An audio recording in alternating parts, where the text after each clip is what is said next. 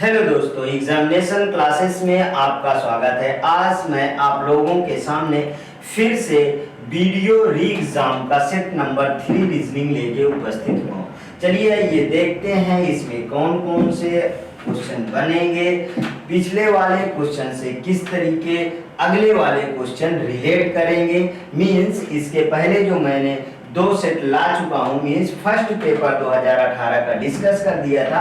अब second paper में उसी के अकॉर्डिंग किस तरीके के और सेम टू सेम या थोड़ा सा डिफरेंट क्वेश्चन आ रहे हैं। चलिए ये देखते हैं वन बाय वन। पहला क्वेश्चन है आपके सामने कि select the odd one out of the following. निम्नलिखित में से विषम का चयन करिए। आयरन, कॉपर, स्टील और एल्युमिनियम। देखिए इस तरीके के क्वेश्चन पहले वाले में भी पूछा गया, इस तरीके के क्वेश्चन दूसरे वाले में पेपर में पूछा गया। इससे ये पता चलता है कि हम इस तरीके के पैटर्न अगर तैयार कर लें तो हमें जो अभी एग्जाम होने वाला है 26-27 को, उसमें हमें इससे बहुत ही आसान तरीके से हम उन क्वेश्चनों को हैंडल कर सकते हैं। देखिए इसमें क्या दिया है, पहला आयरन लोहा, दूसरा क्या है तांबा, तीसरा इस्पात और चौथा एल्युमिनियम। मींस अगर मैं लोहा की बात करूं इसमें और तांबा की बात करूं और एल्युमिनियम की बात करूं तो ये दोनों क्या हैं, ये दोनों एक एलिमेंट हैं।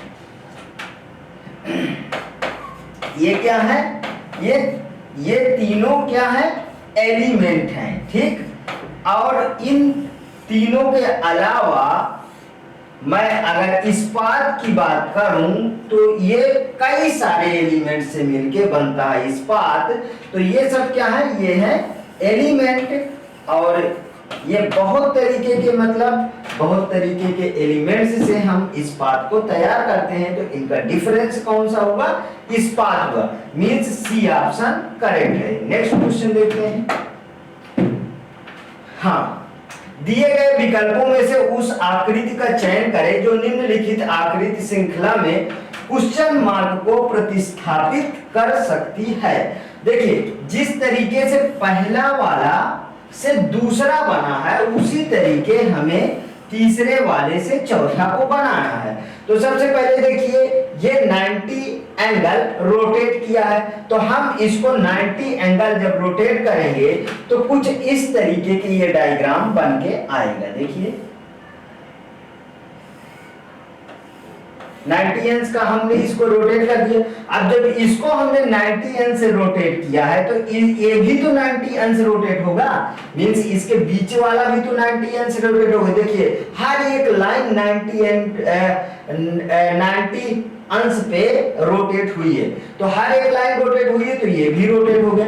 तो इसके बीच में क्या हो जाएगा, ऐसे सर्किल हो जाएगा। Means D option is correct. Next question,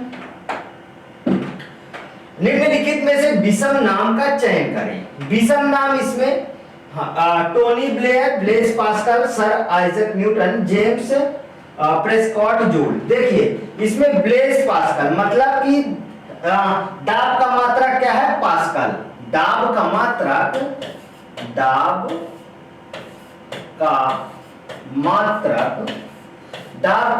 क्या है, पास्कल। ठीक है, दाब का मात्रक पास्कल हुआ। बल का मात्रक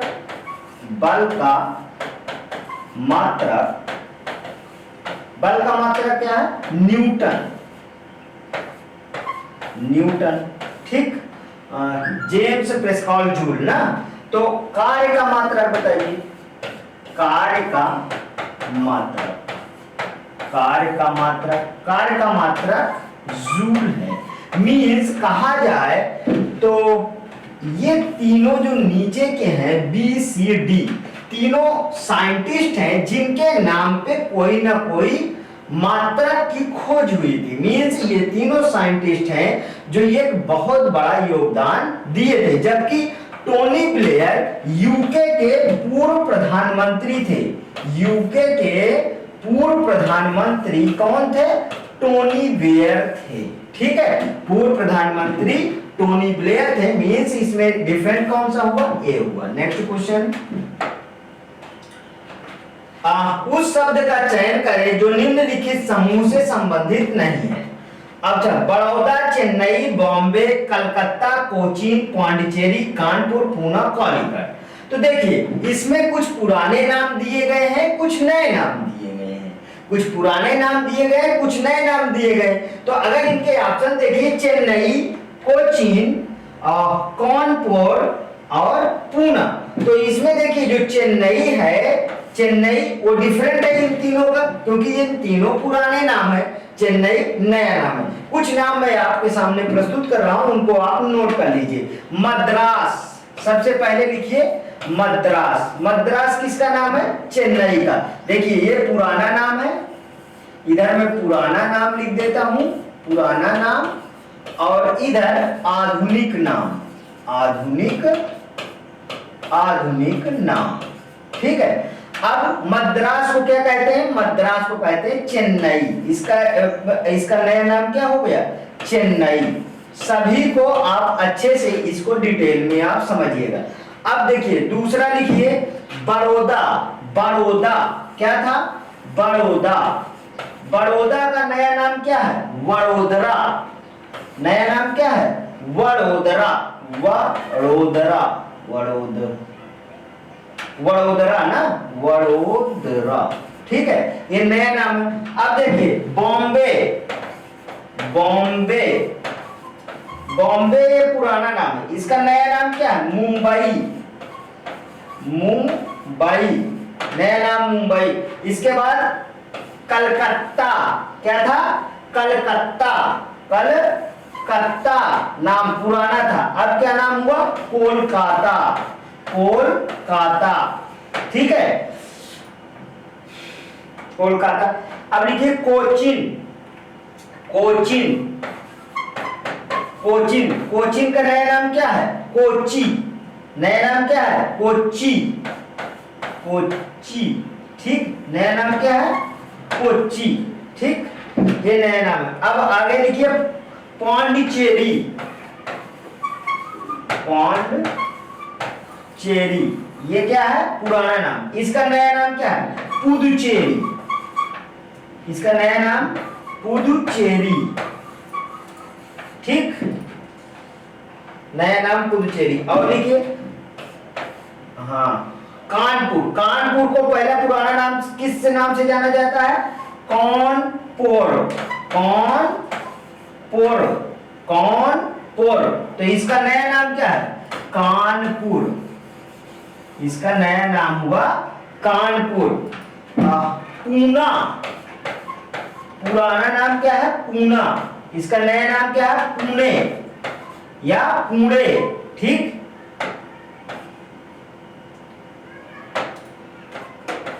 पुणे। और एक लिख लीजिए कालीकट। कालीकट, कालीकट का नया नाम क्या है? कालीकट का, कालीकट का नया नाम है कोझिकोड। कोझिकोड, कोझिकोड है, KOD है। ठीक है, ये देखिए ये पुराना नाम है और ये नया नाम है, तो आप इससे रिलेट करके चेन्नई मतलब फर्स्ट ऑप्शन सही है।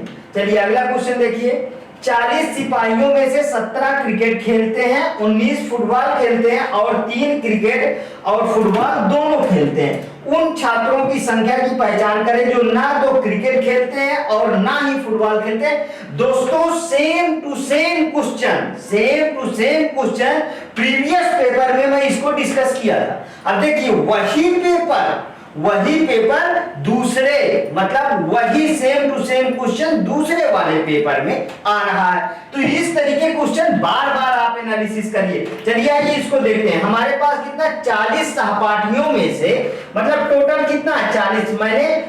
मैंने वेन डायग्राम का इसमें बहुत अच्छी तरीके से यूज करना बताया था, वही आप उसी तरीके आप लगाइएगा, आपका भी तुरंत ही आंसर आएगा एग्जाम हॉल में। चलिए आइए देखते हैं। देखिए 17 क्रिकेट खेलते हैं, 40 सिपाही ऊपर है मेरे पास, ध्यान रखिएगा।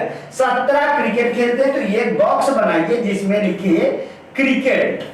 क्रिकेट लिखिए, कितने खेलते हैं? 17 खेलते हैं क्रिकेट।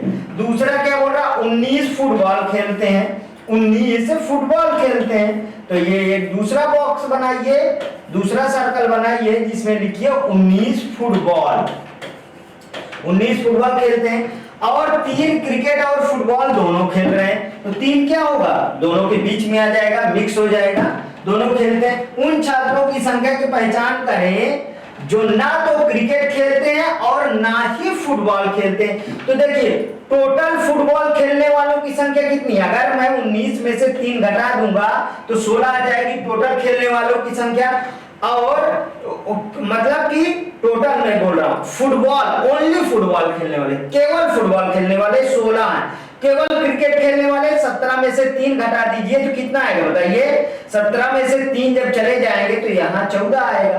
तो देखिए 16, अब इन तीनों को आप जोड़ लीजिए, 14 प्लस 3 प्लस 16, 14 प्लस 3 प्लस 16। अब इन तीनों को जब जोड़ेंगे तो हमारे पास कितना आएगा, देखिए 16 गुनाई 32 एक 33, और हमारे पास है कितना टोटल, टोटल है 40। इससे इसको घटा दीजिए 33 को, तो कितना आ गया मेरे पास 7। मतलब कि पहला ऑप्शन बिल्कुल ही करेक्ट है कि पहचान करें ना तो क्रिकेट खेलते हैं और ना ही फुटबॉल खेलते हैं, वो कितने हैं मेरे पास 7। क्योंकि देखिए 16 ओनली फुटबॉल, 14 ओनली क्रिकेट और 3 फुटबॉल और क्रिकेट दोनों, तो सबको जोड़िए और 40 से घटा दीजिए, कितना आ रहा था 35, और टोटल अपन के पास क्या है 40, 40 से घटा दीजिए 37। Next question, good, same to same फिर से रिपीट हुआ उसी तरीके के क्वेश्चन जो पहले वाले पेपर में था। चलिए आइए देखते हैं। 30 छात्रों की एक कक्षा में 15 छात्र मराठी बोल सकते हैं। 30 छात्र हैं, टोटल कितने हैं 30 छात्र हैं। 15 छात्र मराठी बोल सकते हैं, यहां बनाइए मराठी, मराठी, मराठी कितने बोल सकते हैं 15 छात्र बोल सकते हैं, बाहर लिख लीजिए उसी तरीके से।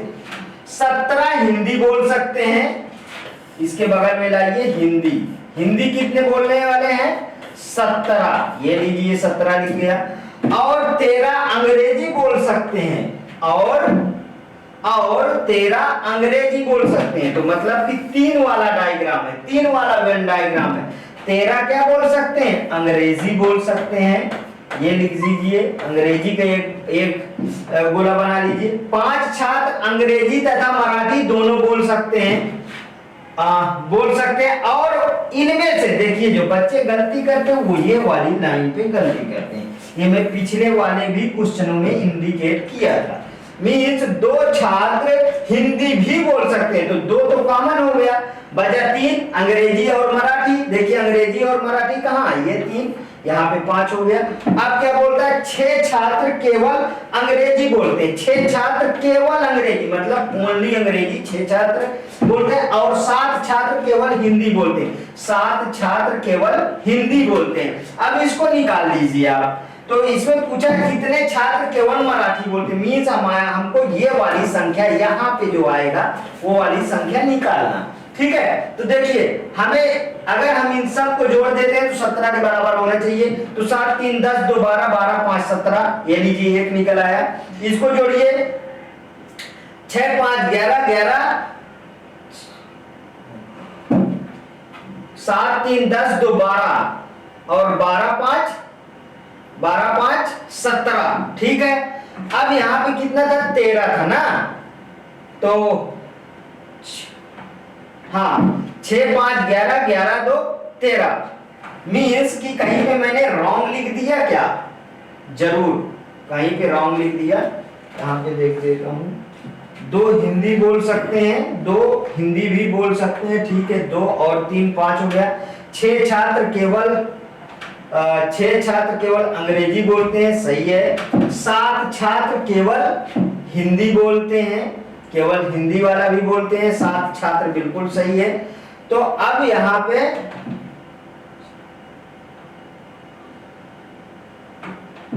ठीक हिंदी,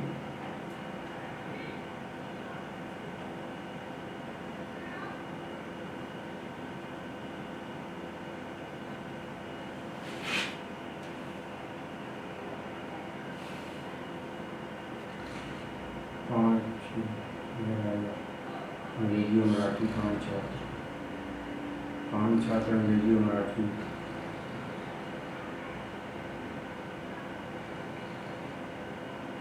ये 5 लिखे हुए मराठी वाले हैं।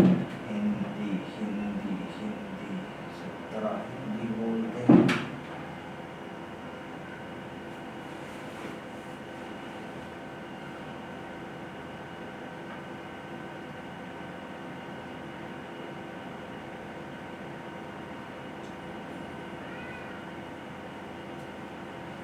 पाँच छात्र मराठी और अंग्रेजी वाले में आया। हिंदी अंग्रेजी वाले में 5 छात्र नहीं आएंगे, 5 छात्र मराठी और अंग्रेजी बोल रहे हैं ना। मराठी और अंग्रेजी 17 दो के लेफ्ट में आया 10 5। 10 तो 12 12 5 17। 2 के लेफ्ट में 5 आएगा ना, 5 इधर नहीं होगा। अच्छा हमने गलती मैंने कहाँ कर दिया, अंग्रेजी और हाँ मराठी है। हिंदी बोलने वाले, और इनमें से 2 हिंदी भी बोल सकते हैं ना, अंग्रेजी और मराठी है। मेंशन करो नीरज, मेंशन कर लिए जहाँ से रुका है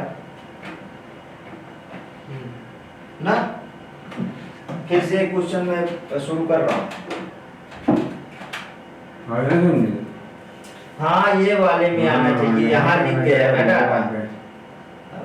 दिमाग खराब हो गया। कहाँ लिखना चाहिए, कहाँ लिख गया। चलो हाँ हाँ देखिए, ये जो क्वेश्चन है ये भी प्रीवियस क्वेश्चन में सेम टू सेम क्वेश्चन था। चलिए आइए देखते हैं। 30 छात्रों की एक कक्षा में 15 छात्र मराठी बोल सकते हैं। ठीक है, 15 छात्र। अब जैसे जैसे क्वेश्चन कह रहा है बस वैसे आप लिखते चले चलिए। ठीक है, 15 छात्र मराठी बोल सकते हैं तो मराठी का एक बना लीजिए। मराठी का कितना है, 15 छात्र हैं। 17 हिंदी बोल सकते हैं तो एक हिंदी का बना लीजिए, 17 हिंदी बोल सकते हैं। ठीक, और 13 अंग्रेजी बोल सकते हैं। तो मतलब 3 वाला वेन डायग्राम पूछा हुआ है, तो इसमें क्या बोल सकते हैं, 13 दिया है ना, 13 लिख लीजिए यहाँ पे। 13 क्या बोल सकते हैं, अंग्रेजी बोल सकते हैं। 5 छात्र अंग्रेजी और मराठी बोल सकते हैं और उनमें से 2 हिंदी भी बोल सकते हैं। मीन्स जो 2 है वो कॉमन है। बच्चे गलती कहाँ पे करते हैं, पिछले भी क्लास में मैंने यहीं पे समझाया था कि ये वाली लाइन को आप ध्यान दीजिएगा। देखिए दो जब तीनों बोल सकते हैं तो 5 में से 2 गए, कितना हुआ, 3। मतलब 3 छात्र मराठी और अंग्रेजी बोल सकते हैं। अब इसमें देखिए 6 छात्र केवल अंग्रेजी बोल सकते हैं, 6 छात्र केवल अंग्रेजी बोल सकते हैं, 7 छात्र केवल हिंदी बोल सकते हैं। ये लीजिए। अब देखिए, अब मैंने इसके प्रीवियस वाली भी क्लास में बताया था कि इन तीनों को जोड़ दीजिए तो 13 बनना चाहिए। मतलब कि 6 5 11 2 13।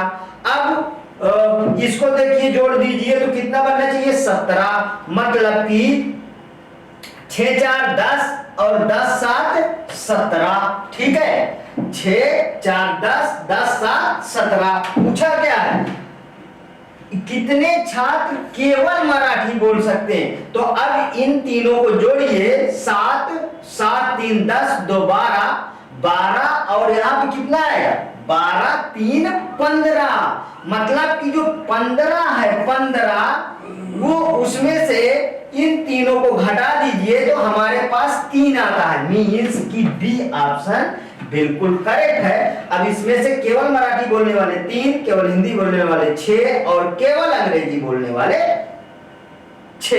ठीक है, नेक्स्ट क्वेश्चन भी इसी तरीके का सेम टू सेम है। देखिए, चलिए इसको देखते हैं। छात्रों का एक निश्चित समूह ट्रेन से यात्रा कर रहा है। 30 छात्रों के पास मोबाइल फोन है। 30 छात्रों के पास मोबाइल फोन है। तो अब सबसे पहले यहां मोबाइल वाला एक जो है हम गोला बना लेते हैं, जिसमें से कितना है, 30 छात्रों के पास मोबाइल है। यहाँ पे 30 लिख दीजिए। 30 छात्रों के पास मोबाइल फोन है और 20 छात्रों के पास टैबलेट है। तो 20 छात्रों के पास क्या है, टैबलेट है। टैबलेट टैबलेट कितने के पास है? 20 छात्रों के पास है। 15 छात्रों के पास मोबाइल फोन के साथ टैबलेट भी है। 15 छात्रों के साथ मोबाइल फोन के साथ टैबलेट भी है, मतलब दोनों का कॉमन 15 हुआ।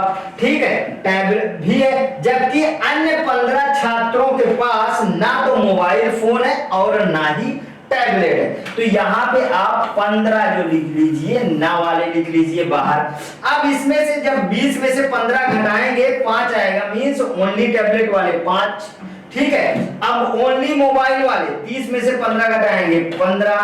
ठीक है, अब इनको तीनों को आप मतलब ओनली वाले, ओनली मोबाइल वाले कितने आ गए? 15। इन तीनों को जोड़ दीजिए, प्लस 15 को जोड़ दीजिए और टोटल में से उसको घटा दीजिए।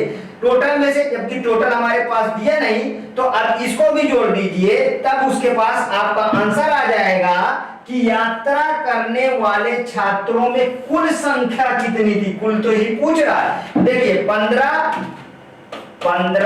प्लस 15 प्लस 5 और प्लस 15। ठीक है, तो 15 या 45 और 5 50।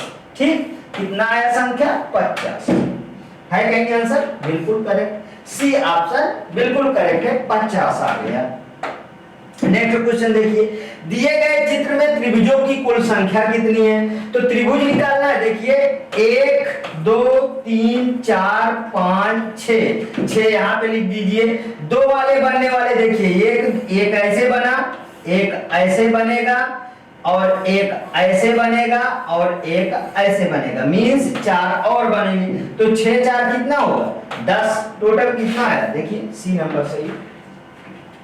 नेक्स्ट क्वेश्चन, हाँ ये अच्छा क्वेश्चन है। नीचे दी गई पेपर शीट में जिसमें सामने की ओर दिखाए चिन्हित की गई और पीछे की तरफ कुछ नहीं दिखा है, तो इस प्रकार फोल्ड करके एक पासा बनाया जाता है, संख्याएं के बाहर की ओर दिखाई देता है। अब इसमें देखिए, सबसे पहले देखिए बाहर बाहर होता है, मींस 5 दिखाई देगा तो 1 नहीं दिखाई देगा, 4 दिखाई देगा तो 6 नहीं दिखाई देगा, 3 दिखाई देगा तो 2 नहीं दिखाई देगा। समझ में आया? अब इसके ऑप्शन देख लीजिए। देखिए मैंने क्या बोला अभी, इसका कौन सा ऑप्शन सही है? यहां पे उसको लाइए। 4 के अपोजिट क्या है? 6। 4 के अपोजिट 6 और 3 के अपोजिट 2, 1 के अपोजिट 5। 4 के अपोजिट 6, 2 के अपोजिट 3, 1 के अपोजिट 5। तो अभी इसमें से देखिए कौन सा ऑप्शन इसका सही है। देखिए 5 दिखना चाहिए तो 1 नहीं दिखना चाहिए। यहाँ पे देखिए 5, यहाँ पे 3 दिख रहा है, 4 दिख रहा है, 3 दिख रहा है, 4 दिख रहा है, 1 दिख रहा है, 3 दिख रहा है, 4 दिख रहा है, 1 दिख रहा है, मीन्स 5 दिख रहा है। 5 यहाँ पे देखिए 5 है, 6 मिला प्लस 3 मिला, एक ही तरफ के दिखना चाहिए। अगर समान दिखना चाहिए, मींस बी ऑप्शन सही है। ये तीनों को तीनों इसके जस्ट कहीं ना कहीं डिफरेंस नजर आएंगे। समझ में आया इतना? क्योंकि मैंने यहाँ वाला बताया, ये देखिए जिस तरीके से सर्कल मैंने लगाया, जो बाहर होता है वो बाहर से ही रिलेट करेगा और पहला वाला तीसरे से रिलेट करेगा, दूसरा वाला चौथे से रिलेट करता है। ध्यान रखिएगा, ठीक।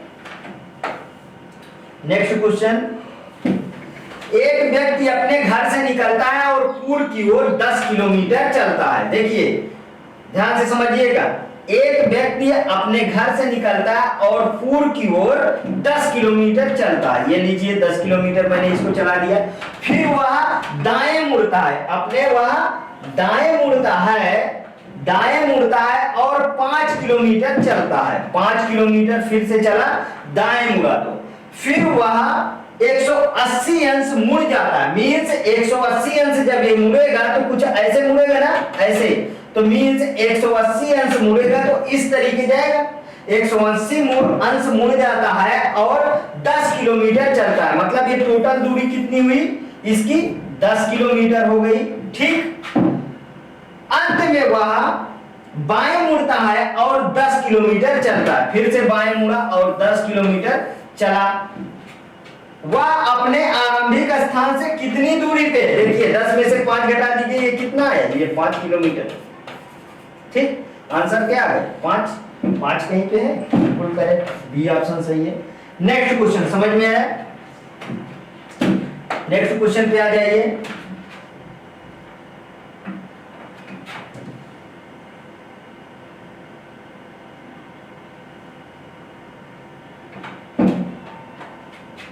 दीपक अपने घर से, चलिए इसको देखते हैं। दीपक अपने घर से निकलता है और 12 किलोमीटर पूर्व की ओर चलता है। यहां देखिए ये दीपक चला 12 किलोमीटर पूर्व की ओर, 12 किलोमीटर पूर्व की ओर चलता है और फिर वह बाएं मुड़ता है और अपने स्कूल तक पहुंचने के लिए 5 किलोमीटर चलता है, 5 किलोमीटर चलता है और 5 किलोमीटर चलता है। उसकी बहन दीपिका भी उसी समय पर उसी घर से पिछली तरफ से बाहर निकलती, मीन्स ये पूर्व की ओर गया है तो यहाँ पे उसका घर है तो ये पश्चिम की ओर जाएगी, जाहिर सी बात है। 12 किलोमीटर पश्चिम की ओर चलती है, ये लीजिए 12 किलोमीटर पश्चिम की ओर चलती है और फिर वह बाएं मुड़ती है और अपने स्कूल तक पहुंचने के लिए 5 किलोमीटर तक चलती है। फिर ये बाएं मुड़ी, फिर ये 5 किलोमीटर तक चली, ठीक है, चलती है। दोनों की न्यूनतम दूरी कितनी है? दोनों की न्यूनतम दूरी, बहुत आसान सा क्वेश्चन है, देखिए इसकी न्यूनतम दूरी क्या होगी, ये लीजिए। अब इसका एक ट्रिपल का फार्मूला होता है, उससे निकाल लीजिए या तो पाइथागोरस से निकाल लीजिए। 5 का स्क्वायर प्लस 12 का स्क्वायर, 5 × 25 प्लस 144, ठीक है, कितना आ गया 169, कितना आ गया 13 का स्क्वायर, मतलब ये 13 होगा तो ये भी 13 होगा, मींस 13 प्लस 13 कितना हुआ दोस्तों 26 किलोमीटर। कितना है? यही same to same question previous वाले पेपर में भी था, मींस डी ऑप्शन सही है। नेक्स्ट क्वेश्चन देखते हैं, जल्द से जल्द कंप्लीट करते हैं।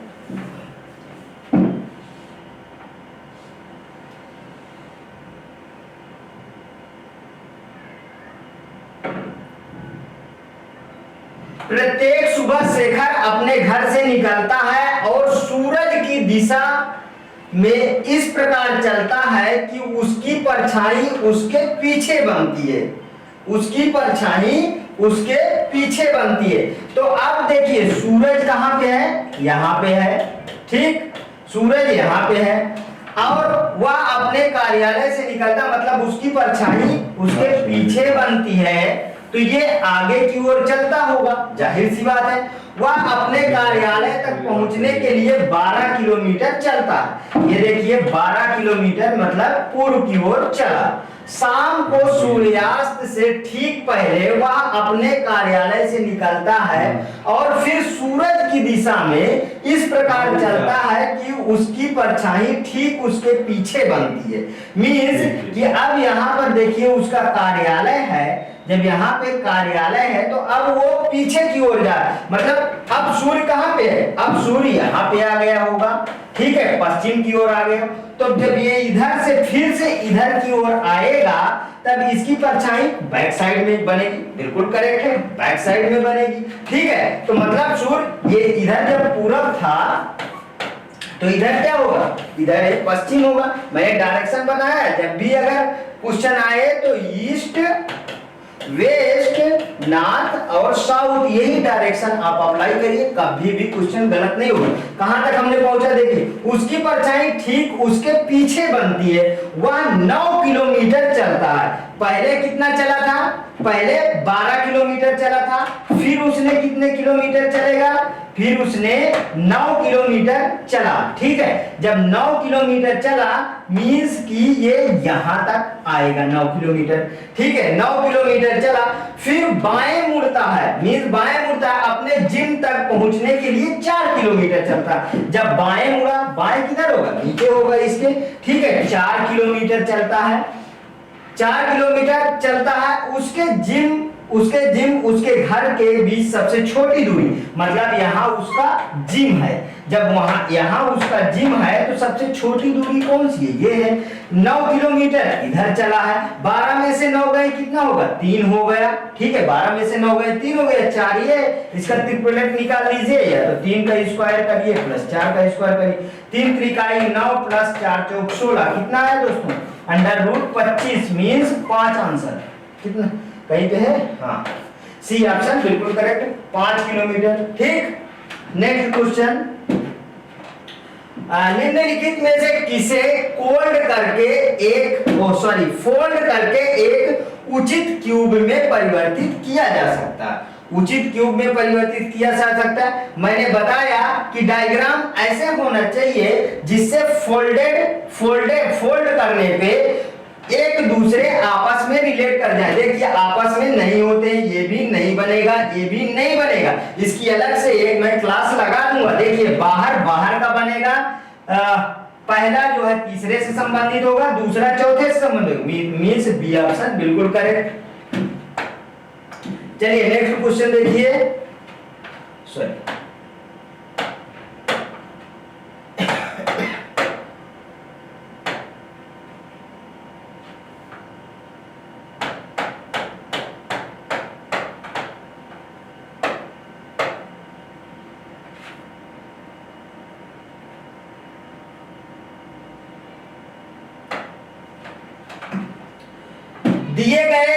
दिए गए चित्र में यदि षटभुज को 90 अंश वामावर्त घुमाया जाता है और पंचभुज को 270 दक्षिणावर्त घुमाया जाता है और त्रिभुज की जल की छवि वाटर इमेज ली जाती है तो नया चित्र दिखेगा। अब देखिए इसको क्या है, इसको 90 अंश घुमाया जाता है, मींस कि इसको जब 90 अंश घुमाया जाएगा षटभुज को तो इसकी आकृति कैसे हो जाएगी? 90 अंश जब घुमाया जाएगा तो ये कुछ ऐसे बन रहा है। देखिए ये ऐसे बन गया, ठीक है। अब 270 अंश दक्षिणावर्त मींस कि एंटी क्लॉकवाइज घड़ी की इसको घुमाया जाता है, एंटी क्लॉकवाइज घड़ी की इसको घुमाया जाता है तो ये एंटी क्लॉकवाइज कुछ ऐसे बनेगा। ये देखिए बन गया। अब क्या बोल रहा है कि वाटर इमेज, इसके बीच वाले का वाटर इमेज लेते हैं तो वाटर इमेज कैसा होता है? देखिए जब कोई वस्तु होती है मतलब यहाँ वस्तु है तो इसके बैक साइड में उसकी परछाई बननी चाहिए, मतलब इसको उलट जाना चाहिए तो इसकी कैसे संख्या बनेगी? ऐसे बनेगी। ऐसा कोई है? बिल्कुल सही, मतलब डी ऑप्शन करेक्ट है। ठीक, नेक्स्ट क्वेश्चन,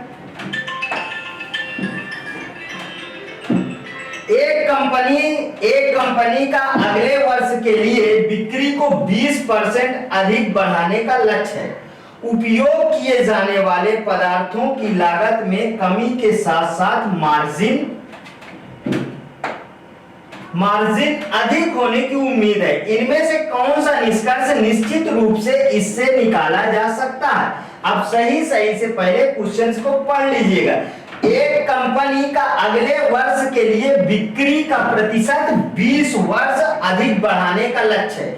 20 वर्ष अधिक बढ़ाने का लक्ष्य, उपयोग किए जाने वाले पदार्थों की लागत में कमी के साथ साथ मार्जिन और अधिक होने की उम्मीद है। तो इनमें से कौन सा निष्कर्ष निश्चित रूप से इससे निकाला जा सकता है? देखिए कंपनी में तैयार माल की वस्तु सूची अनुपातहीन रूप से बढ़ेगी। कहीं पे ऐसा कहीं तो कहा गया है क्या? नहीं कहा गया है, तो ऐसा कोई आंसर सही नहीं होता है। ठीक है, पहले निकाल दीजिए। कंपनी की बिक्री में वृद्धि होगी परंतु इसकी लाभप्रदता प्रभावित होगी। देखिए ये भी कैंसिल हो गया, लाभप्रदता के बारे में कहीं नहीं बोला गया। कंपनी से अगले वर्ष उच्च बिक्री और लाभ कमाने की उम्मीद है, बिल्कुल सही, सी ऑप्शन बिल्कुल करेक्ट है। बेची गई इकाइयों में वृद्धि होगी परंतु कुल बिक्री राजस्व में कमी आएगी। देखिए कमी आएगी, ऐसा कहीं नहीं है। नेक्स्ट क्वेश्चन,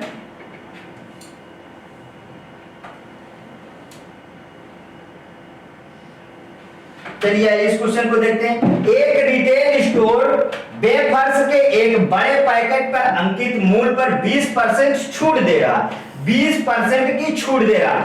बिक्री अवधि के बाद यह छूट बंद कर दी जाएगी। मींस 20% उसने छूट दे रहा और बिक्री के बाद ये बंद कर दी जाएगी। ठीक है, और विक्रय मूल्य अंकित मूल्य के समान होगा। मींस विक्रय मूल्य जो होगा वो अंकित मूल्य के समान।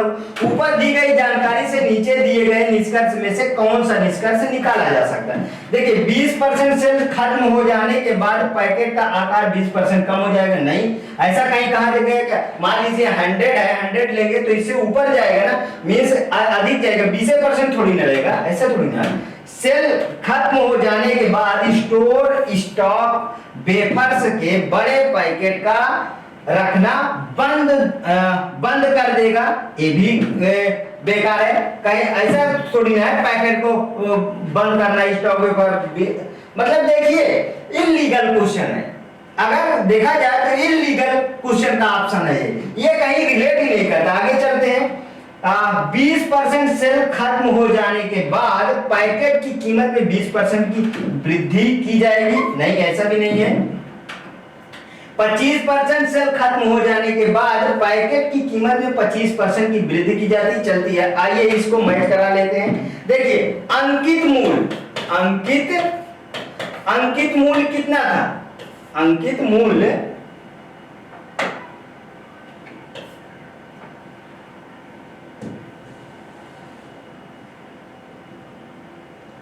अंकित मूल्य मान लीजिए कितना है, रुपया 100 है, 100 रुपया है ना अंकित मूल्य। और छूट कितनी है, छूट है इसमें 20% की छूट है, ठीक। अब इसका एसपी क्या निकालेंगे तो 100 इंटू 80/100, देखिए कितना आया 80 आ गया, मीन्स 80 आ गया। तो छूट देने पर, अब देखिए छूट ना देने पर निकालते हैं। छूट ना देने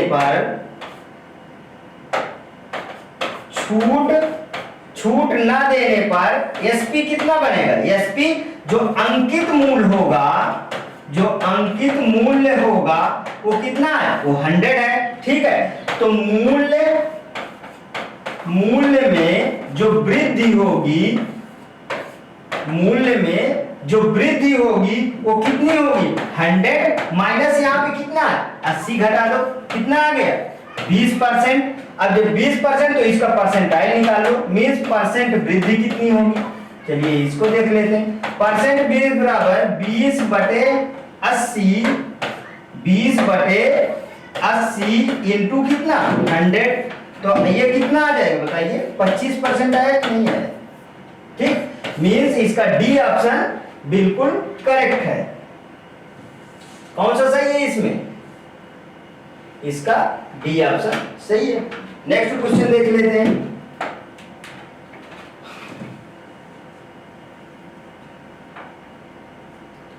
मेक इन इंडिया कार्यक्रम के तहत सरकार भारत में मोबाइल फोन बनाने वाली कंपनियों के लिए कर में छूट प्रदान की है। अब देखिए कर में छूट प्रदान की है, स्पेक्ट्रम शुल्कों में कमी के साथ दूरसंचार सेवा ऑपरेटर प्रति मिनट निर्गामी कॉल दर को कम कर देंगे। जब कम कर देंगे तो मीन्स मोबाइल अधिक लोग खरीदेंगे और अधिक लोग कॉल करेंगे। इस जानकारी से निम्नलिखित में से कौन सा निष्कर्ष निकाला जा सकता है, चलिए ऑप्शन देखिए। सरकार ने अपने घोषणा पत्र में घोषित डिजिटल इंडिया की अवधारणा के प्रति कोई सकारात्मक कदम नहीं उठाया।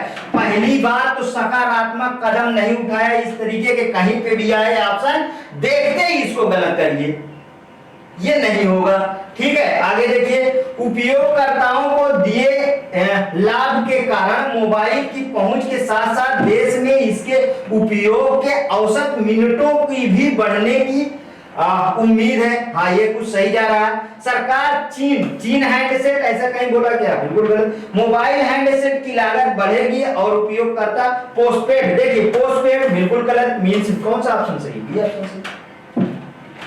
नेक्स्ट क्वेश्चन देखिए, विराट के क्रीज पर होने से भारत न्यूजीलैंड के खिलाफ मैच जीतने के लिए आवश्यक 30 रन 2 ओवर में बना लेगा। इस कथन से निम्नलिखित में से कौन सा पूर्वानुमान निहित है। अब देखिए, विराट भारत के लिए भाग्यशाली शुभंकर है, ऐसा कहीं है क्या भाग्यशाली शुभंकर है, ऐसा कुछ नहीं है। विराट एक मजबूत बल्लेबाज है और उसने दबाव में अच्छा प्रदर्शन किया, बिल्कुल करेक्ट, यही जाएगा। नीचे पढ़िए, अंपायर कहीं बात नहीं हुई, अंपायर विराट के साथ उधार कहीं नहीं, कुछ नहीं। गेंदबाज विराट को कमजोर गेंदबाजी करेंगे, बिल्कुल नहीं, गेंदबाज कभी कमजोर गेंदबाजी करेंगे, ऐसा है क्या, नहीं ना, ठीक। नेक्स्ट क्वेश्चन, इस बार चलिए आइए अगला क्वेश्चन देखिए।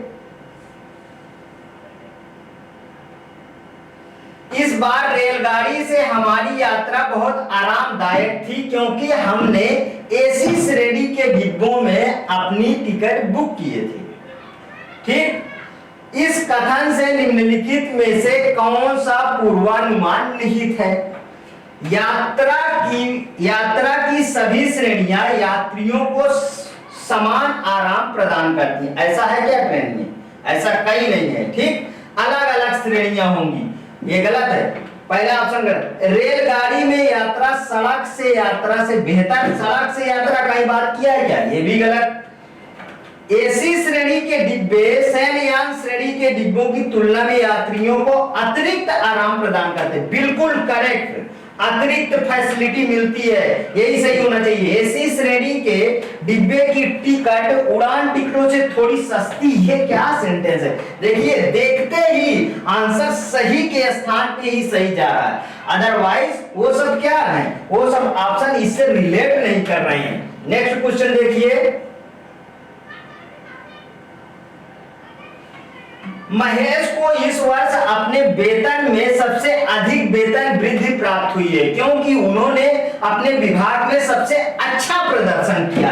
अपने विभाग में सबसे अच्छा उम्दा प्रदर्शन किया था और अपने सभी लक्ष्यों को हासिल किया था। इस कथन से निम्नलिखित में से कौन सा पूर्वानुमान निहित है? निहित नहीं बोला है, निहित नहीं है। कौन सा निहित नहीं है, इस चीज को विशेष में ध्यान रखिएगा। आपको मैं 10 सेकंड दे रहा हूं, इस 10 सेकंड में इसका आंसर बताइए, फिर मैं डिस्कस करता हूं।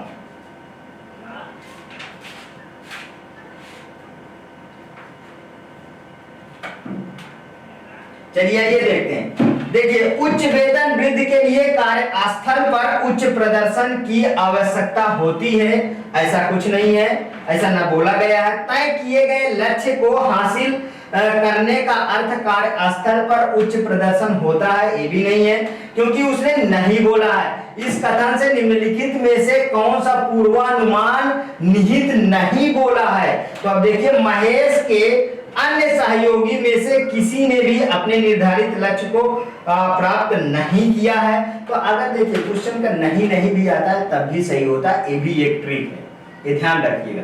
मींस तीसरा ऑप्शन सही है, इसको भी देख लेते हैं एक बार। इस कहीं ऐसा होता है कि लास्ट वाला जो है, लास्ट वाला हमारा क्या हो जाता है कि कहीं दिक्कत दे देता है, इसलिए लास्ट वाला ऑप्शन भी पढ़िए। इस वर्ष महेश की तुलना में अन्य सहयोगियों की वेतन वृद्धि कम थी। नहीं, तीसरा ही ऑप्शन सही। चलिए आइए इसको देखते हैं। एक व्यक्ति को अपनी शिक्षा पूरी करने और नौकरी में सेट होने के बाद 25 वर्ष की उम्र से शादी करनी चाहिए। इस कथन से निम्नलिखित में से कौन सा पूर्वानुमान निहित है? देखिए, चलिए ये देखते हैं। 25 वर्ष की उम्र में एक व्यक्ति परिपक्व और वित्तीय रूप से स्थिर भी होता है। कुछ सही दिख रहा है, आगे देखते हैं। 25 वर्ष की उम्र से पहले अच्छी लड़कियों को मिलना, अब अच्छी लड़कियों को मिलना कहां से सही हो जाएगा बताइए? नहीं ना, लड़कियां उन लड़कों को स्वीकार नहीं करती है जिनकी आयु 25 वर्ष से अधिक होती है। ऐसा बोला गया क्या? नहीं बोला गया। लड़कियां अशिक्षित और बेरोजगार लड़कों से शादी नहीं करती हैं, ऐसा भी नहीं है दोस्तों, क्योंकि ऐसा बिल्कुल भी नहीं है। कभी कभी हायर क्वालिफाइड और अच्छे जगह पोस्टेड लड़कियां कमजोर लड़कों से, मींस कमजोर लड़कों को मतलब कि उनसे कम पोस्टेड लड़कों से भी शादी करती हैं। तो मींस पहला वाला ऑप्शन सही। नेक्स्ट क्वेश्चन, माउस जैसे क्लिक से संबंधित है उसी रूप में कीबोर्ड से संबंधित है। दिए गए विकल्पों का सही अनुरूप चुनिए। देखिए, माउस है, उसमें क्लिक करते हैं तो कीबोर्ड किससे होगा? जाहिर सी बात है टाइपिंग से होगा। पॉइंट, स्क्रॉल, क्रिएट बिल्कुल गलत है। टाइप, कीबोर्ड का काम क्या है? टाइप मतलब इनपुट प्रदान करना। कीबोर्ड कैसा है? एक इनपुट डिवाइस है। माउस भी इनपुट डिवाइस है। चलिए आइए इसको समझते हैं। एक निश्चित कोड भाषा में यदि प्लेन को RJCLG के रूप में कोड किया जाता है तो ट्रेन को कैसे कोड किया जाएगा? हाँ, इसको देखते हैं। लिखिए प्लेन, PLANE, प्लेन RJCLG। देखिए ये कितना बड़ा बताइए? 2 बड़ा ना, PQR प्लस 2, ये कितना? JKL -2 plus 2 -2 plus 2। ठीक है, उसी तरीके आप बनाइए। ट्रेन पूछा है ना, TRAIN, ट्रेन पूछा है। ट्रेन का बनाइए। ट्रेन का क्या बनेगा? ट्रेन का बनेगा, चलिए देखते हैं। देखिए T से क्या बनेगा? V, R से P, A से C और I से G और P, मीन्स +2 -2 +2 -2 +2, मीन्स कौन सा सही है? C ऑप्शन सही है। एक निश्चित कोड भाषा में यदि बिल्डिंग को 219, अरे ये तो डायरेक्ट कोड लिखा है जी। देखिए B का क्या होता है? B का 2, U का 21, I का 9 और L का 12, D का 4, I का 9, N का 14 और G का 7 कोड के रूप में कोड किया जाता है। तो SKYSCRAPER को कैसे कोड किया जाएगा? अब सबसे इसको आप बाहर लिखिए। देखिए कितने का कोड आपको पता है? बताइए कितने का कोड पता है? देखिए S का कितना होगा? 19, K का कितना होगा? 11, Y का कितना होगा? 25, S का कितना होगा? 19, ठीक। C का कितना होगा? 3, R का कितना होगा? 18, A का कितना होगा? 1, P का कितना होगा? OP मतलब 16 और E का कितना होगा? 5, R का कितना होगा? 18। D ऑप्शन सही है। नेक्स्ट क्वेश्चन, A B का पति है। A B का पति है, मीन्स जो A है वो B का, देखिए जो मेल है उसको रेक्टेंगल से, फीमेल को सर्किल से। ठीक है, जो कॉन्सेप्ट है उसी कॉन्सेप्ट पे अप्लाई करते रहिए, बस सारे क्वेश्चन सही होंगे, एक भी गलत नहीं। C B का भाई है, ये C B का अभी रिलेट नहीं कर रहा, मत करिए इसको। ठीक है, D B का पिता है। D B का पिता है। B का पिता कौन सा है? D है दोस्तों, B का पिता है। और E B का बेटा है। E जो है वो B का बेटा है। देखिए यहां मैंने लगा दिया, जिस तरीके से हो उसी हाँ, पति को इसको डबल लाइन से डिनोट करिए। F A की बेटी है। F A की बेटी है। ठीक है, F और D के बीच क्या संबंध है? F और D इन दोनों में से रिलेशन पूछा है, इन दोनों में। तो F क्या है? F क्या है बताइए? मतलब कि दादा और पोती। C ऑप्शन बिल्कुल करेक्ट है, दादा और पोती। हाँ दोस्तों, ये बताइए आपको मेरा सेशन कैसा लगा? यदि अच्छा लगा है तो प्लीज ज्यादा से ज्यादा अपने दोस्तों में इसको शेयर करिए, सब्सक्राइब करिए, लाइक करिए, जिससे मैं और अच्छे वीडियो आपके सामने ले आके प्रस्तुत कर सकूं। ओके दोस्तों, थैंक यू दोस्तों।